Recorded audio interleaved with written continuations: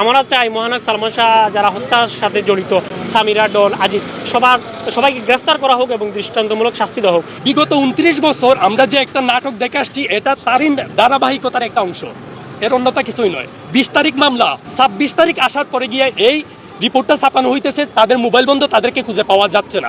তার মানে 6 দিন পুলিশ কি করলো? আমরা এই নাটক দ্বিতীয়বার আর দেখতে চাই না।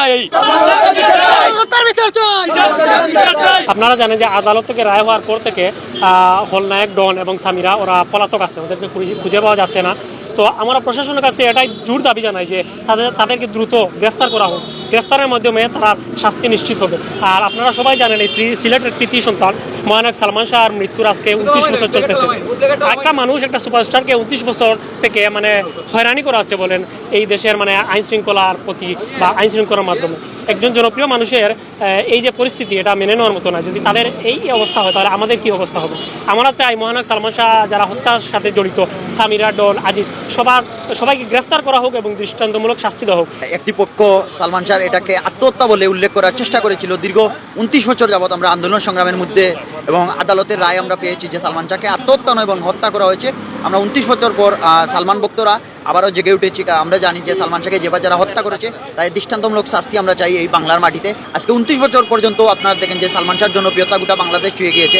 এই চলচ্চিত্রের যে মূলধারা, এটা ফিরিয়ে আনার লক্ষ্যে সালমান শাহ হত্যা যারা করেছে তাদের দৃষ্টান্তমূলক শাস্তি দিয়ে গোটা বাংলাদেশ চলচ্চিত্রকে আবারও শক্তিশালী করা, আবারও কলঙ্কমুক্ত করা, এটা সময়ের দাবি। আর সালমান শাহর বাবা, উনি একজন ম্যাজিস্ট্রেট ছিলেন, ওনার মা একজন মেম্বার অফ দ্য পার্লামেন্ট ছিলেন, নীলা চৌধুরী।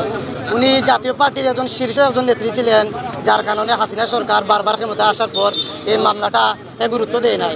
সালমান শাহকে 5 সেপ্টেম্বর 1996 সালে ঘুমন্ত অবস্থায় ওনার উপর ঝাঁপিয়ে পড়ে ডন, সামিরা, আজিজ মোহাম্মদ ভাই সহ আবুল, ডলি, মনোয়ারা এরা সহ 12 লক্ষ টাকার বিনিময়ে সালমান শাহকে হত্যা করে এবং এই হত্যা করে নাটক সাজিয়ে তারা ফিনের সাথে ঝুলিয়ে সালমান শাহকে দীর্ঘ 29টা বছর আদালত এবং প্রশাসনের মুখ বন্ধ করেছিল।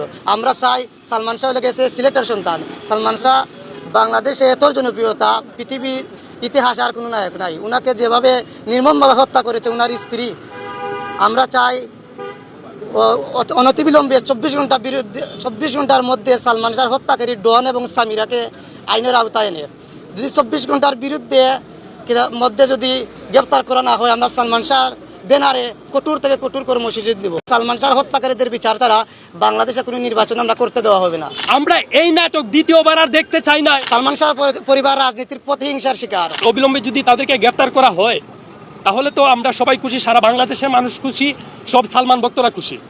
আর যদি গ্রেফতার করা না হয়, 24 ঘন্টার মধ্যে সালমান শাহর হত্যাকারী ডন এবং সামিরাকে গ্রেফতার করা না হয়, আমরা সালমান শাহর ব্যানারে কঠোর থেকে কঠোর কর্মসূচি